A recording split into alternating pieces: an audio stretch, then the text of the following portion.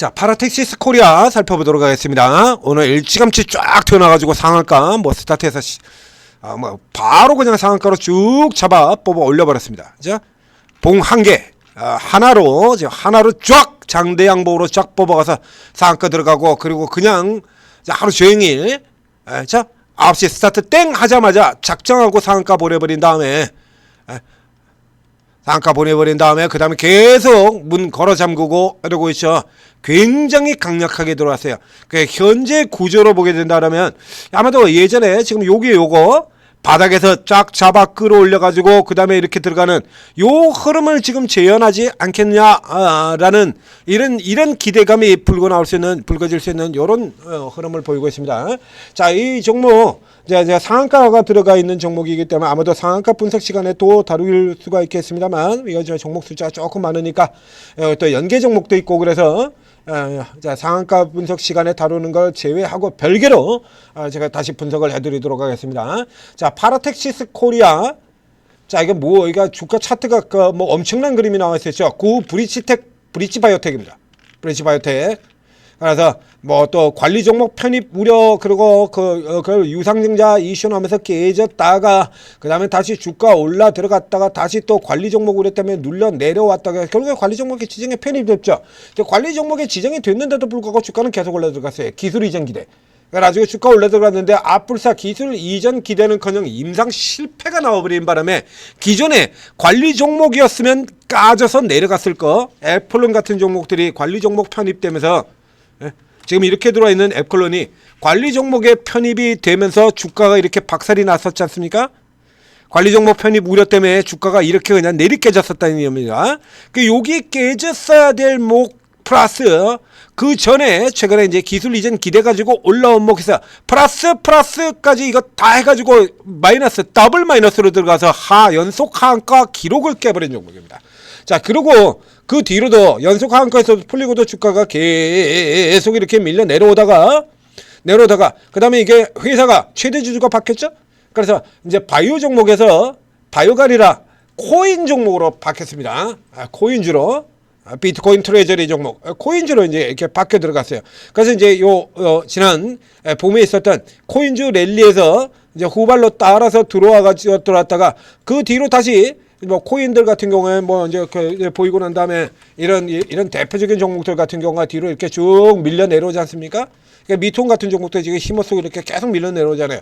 그런데 얘는 더군다나 관리 종목이다 보니까 또 시장의 의구심 뭐 이런 것들도 있었고 줄창 밀려가지고 거의 뭐 지옥입니다. 보유자들한테는 완전 지옥의 시세를 보이고 있다가 이제 빵 하고 이렇게 튀어나온 거예요. 그러니까 오늘 나온 이슈를 살펴보게 되면 이게 뭐 때문에 올랐냐면 최대 주주 대상 150억 규모 3자 배정 유상증자 완료했다. 최대 주주 대상입니다. 네? 최대 주주를 대상으로 최근에 최대 주주 대상으로 나왔던 기업이 있죠. 이게 뉴온 극한계 기업 똑같죠? 파라텍시스도 극한계 기업, 그리고 뉴온도 극한계 기업, 둘 다 최대 주주를 대상으로 한 유상증자. 그래서 뉴온 같은 경우에는 그래서 잘 해봐야 재무교선 효과 정도 되고 추가 성장 모멘텀이 없다. 그러니까 뭐 세력 이용해서 단타 치는 뭐 그 정도로 활용을 하라라고 얘기를 들었습니다. 그래서 그날 상한가 들어오고 저렇게 분석해 드린 날 상한가 들어가고, 그리고 바로 그 다음날 뭐 위로 들어가지도 못하고 시가에서부터 지금 그냥 두들겨 패가지고 그냥 꺾어버리는 이런 흐름 나왔죠. 자, 그러면 이제 요거하고 비교를 해보자, 그지? 자, 앞선 유원 같은 경우에 한계 기업이고 재무구조인 개선 효과 정도는 나올 수가 있는데 추가 성장 모멘텀이 없다. 그러면 파라텍시스는 추가 성장 모멘텀이 있느냐? 그걸 살펴보면 되지 않습니까? 근데 이 파라텍시스 코리아 같은 경우에는 지금 현재의 구조로 본다라고 하면 단순한 재무 구조 개선을 위한 유상증자가 아니고 뭐 운영 자금 이렇게 나오죠. 그러니까 유상증 3자 배정 한 다음에 그러면 이 3자 배정한 자금을 어디다 쓸 거냐? 그러면 누구한테 하느냐? 어디다 쓸 거냐? 이런 것들이 나오거든요. 이렇게 쭉 나옵니다. 이 자금을 이제 어디다 쓸 거냐 이런 게 나오는데 얘네는 지금 이걸 어디다 쓰겠다라고 하냐면 타법인 증권 취득 자금이에요. 그러니까 보통 이제 재무 개선이나 이런 걸로 들어간다면 채무 상환 혹은 운영 자금 이제 이런 데 들어가는 거죠. 얘는 지금 타법인에다 타법인 인수 자금으로 쓰겠다라고 이렇게 나와 있습니다. 그러니까 성장 동력을 강화한다. 그러니까 추가 성장 모멘텀, 유언에서 없었던 추가 성장 모멘텀이라는 게 이 종목에는 작동이 되는 셈이 되는 거죠. 그러니까 추가 성장 모멘텀이 뭐냐라고 하면 자, 연결되는 종목 신시웨이입니다. 자, 이 종목 지분을 사들어 간 겁니다. 이 종목, 이 신시웨이. 그래서 이 신시웨이를 이거 나오죠? 신시웨이 주식을 엑셈이 신시웨이 주식을 팔고 나가고 파라텍시스가 신시웨이 지분을 인수를 해서 이걸 인수를 해서 이제 얘들이 이제 최대 주주로 들어가게 되는 거예요. 그래서 이 파라텍시스 코리아 같은 경우에는 이제 그 앞쪽에도 자 여기 보시면 파라텍시스의 연쇄 M&A 성장 동력인가 위험 신호인가 해서 뭐 이렇게 나옵니다. 그래서 이제 이게 조금 뭐 그래서 이제 본업 훼손 자금 유출 뭐 이런 우려 뭐 이래가지고 이런 것들 나오고 있는데요. 이게 브릿지 바이오 같은 경우는 자금을 뺄 게 없어요. 그럼 브릿지 바이오에서 자금을 뺀다 그러면 어떤 형태로 가냐 그러면 이제 흔히 나오는 케이스입니다. CB를 발행을 하죠. 이거 저희가 이 종목에서 이런 케이스의 유형들을 많이 설명을 드렸잖아요. 저기 한국첨단 소재 김병진 회장이 많이 쓰는 방법이죠. 이거 이런 형태 많이 쓴다라고 얘기를 했습니다. 한계주 잡주들의 패턴에서 이게 많이 나오는 거잖아요.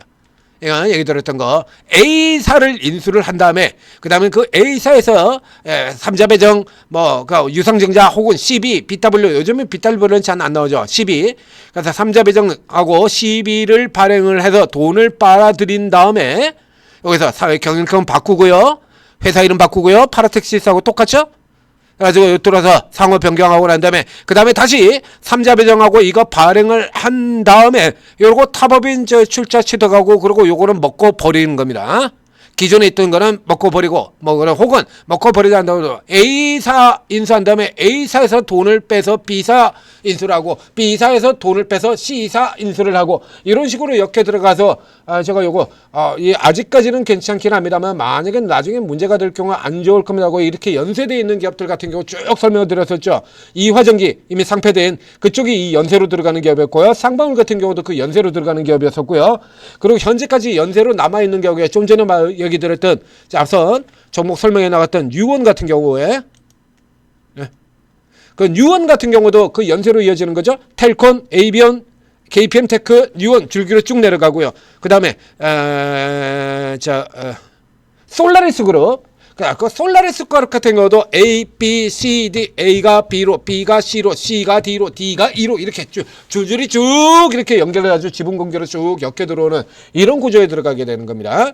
그래서 여기서 이런 식으로 된다면 이게 이제 자금 유출 우려 먹튀가 되는 거예요. 자금 유출 우려 먹튀. 그런데 파라텍시스 같은 경우에 앞서 들어가 보자, 그죠? 그러면 이제 파라텍시스의 전환사채 발행 같은 경우 한번 확인해 볼까요? 50억 나온 거 이건 브릿지 때였어요. 브릿지 때. 그렇죠? 그러니까 파라텍시스로 넘어 들어가고 난 다음에 전환사채 발행이 없습니다. 증자 들어가서 보면요.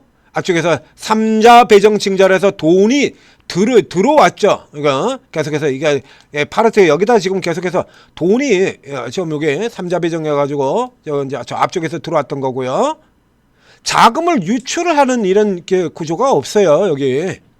현재까지. 그래서 방금 전에 뉴스 나왔던 이게 우려가 나오긴 했지만 이 자금 유출 우려는 현재까지는 안 보인다는 얘기입니다. 그래서 돈 빼가서 여기서 그래가지고 발행하고 CB 발행해서 3자들을 해서 요거는 지가 지한테 하는 거니까 대주주한테 한 거니까요. 3자를 한 거야 아니거든요.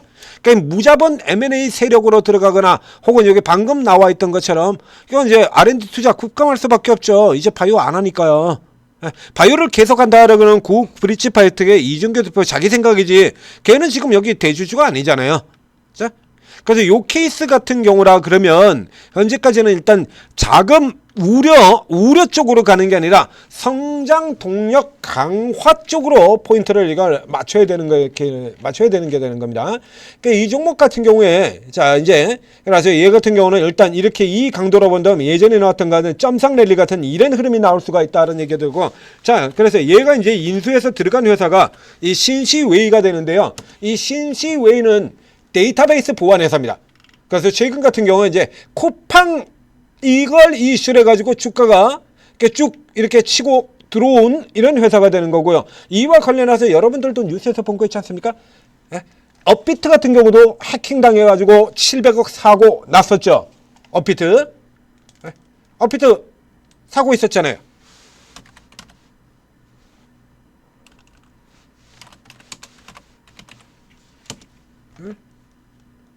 여기 이런 사건.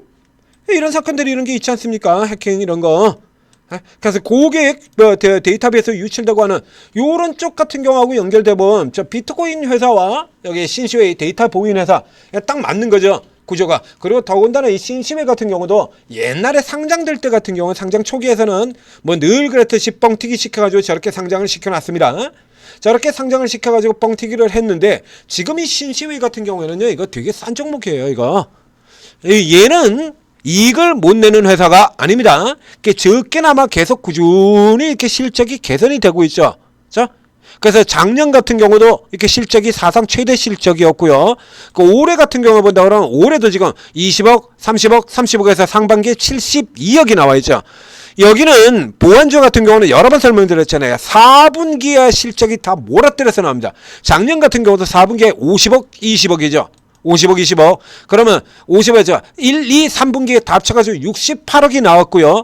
1, 2, 3분기까지는 68억 매출에 4억, 2억이었다가 4분기에 50억, 20억 나와서 일찍이 나온 겁니다. 그러니까 이런 구조 같은 경우 보안회사들 같은 경우 대부분 다 똑같기 때문에 여기까지 올해도 똑같다라고 봐야 돼요. 그럼 이제 72억에 13억 12억 영업이익입니다. 그럼 작년에 4억이었으니까 12억이면 그 퍼센트로 친다 그러면 2배가 되는 거죠. 68억에서 70억이니까 여기도 일단 조금 늘어졌고요. 그리고 털 이변이 없는 한 올해의 경우에도 일단 이 계속해서 성장하는 이거는 계속해서 나올 거다라는 얘기죠. 작년 실적을 기준으로 해서 주가가 지금 밑에서 시작해가지고 여기 지금 40%가 주가가 올라와서 작년 실적 기준으로 이제 12배입니다. 12배. 그러니까 올해 실적이 다시 최대를 경신한다라는 걸 고려한다 그러면 PR이 이렇게 올라들었지만 10배밖에 안 돼요. 싸요. 그러니까 이제 싼 종목인데 상대적으로 이제 워낙에 시가총액 뭐 200억대 이런 게 뭐 노출이 될 일이 없잖아요. 이게 노출이 될 일이 없는 상황에서 이 이슈가 재료가 노출이 되면서 이제 화두에 올라온다는 얘기죠. 거기다 싸고요. 해킹 사태 계속 일어나고 있고요. 이게 더 커질 수 있다라는 기대감이 충분히 나올 만한 기업이 되는 거죠. 그러니까 기관들 같은 경우 그렇죠. 앞쪽에서 일부 사들어가고 이런 조그만 기업을 기관이 매수가 들어옵니다. 이런 걸 왜? 상대적으로 싸니까 굉장히 싸거든요. 그리고 이제 여기 이렇게 들어오고요. 이거 같은 케이스 같은 경우에는요. 이 신시웨이 같은 경우는 이건 지금 노리셔야 되는 거예요. 이거. 그러니까 이 케이스는 원래도 돈을 벌던 회사고요. 이 돈을 벌던 회사에서 이제 시너지 효과를 누리게 되는 거잖아요. 파라텍시스 같은 경우도 성장 동력이 확보가 되겠습니다만 여기 같은 경우는 성장 시너지 효과 누릴 수 있는 거 아닙니까? 그러니까 파라텍시스가 내일 같은 경우는 현재 본다면 예상상으로 본다 그러면 내일도 아주 강한 흐름, 상한가 같은 흐름을 앞에 나왔던 유언하고 틀리죠. 성장 모멘텀, 유언은 성장 모멘텀이었고 여기는 성장 동력, 모멘텀 강화 아닙니까?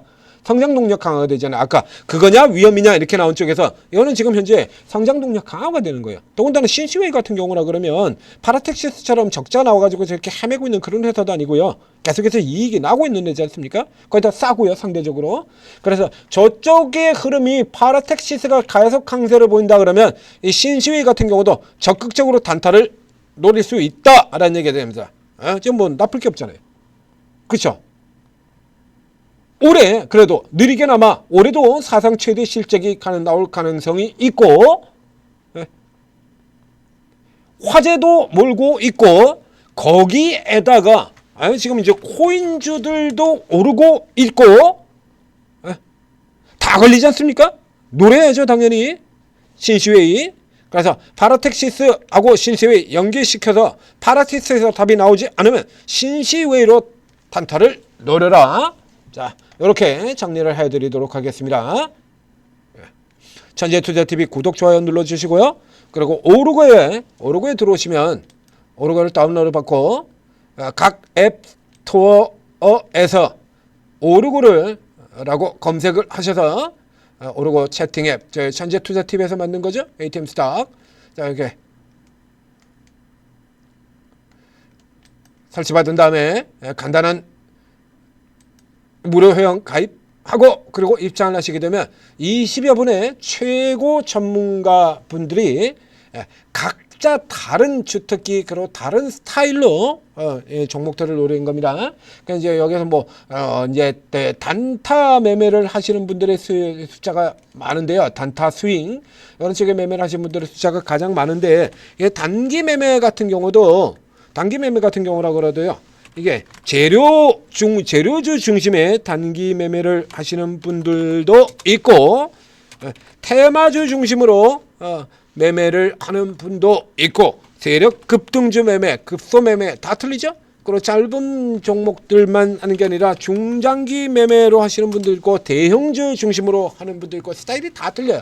그러니까 여러분이 어떤 스타일을 가지고 있건 오르게 들어오시면 그에 맞는 도움을 받으실 수가 있고요. 코인 전문가도 두 분 있습니다. 화면에도 보이죠? 윤석석 코인이라고. 자, 그래서 코인 전문가도 두 분이 있어요.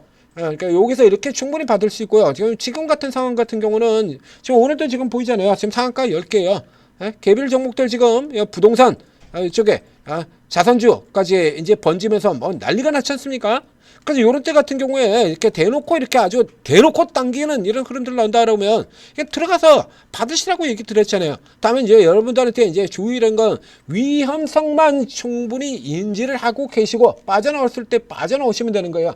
그러니까 여러분들이 그게 낄끼빠빠가 잘 안 된다라고 하면 그러면 낄끼빠빠 할 수 있게 만들어주는 분들 도움을 받으시면 되는 거 아닙니까? 오르고가 있잖아요. 자, 오르고 도움 받으시고 성공 투자하시기 바랍니다.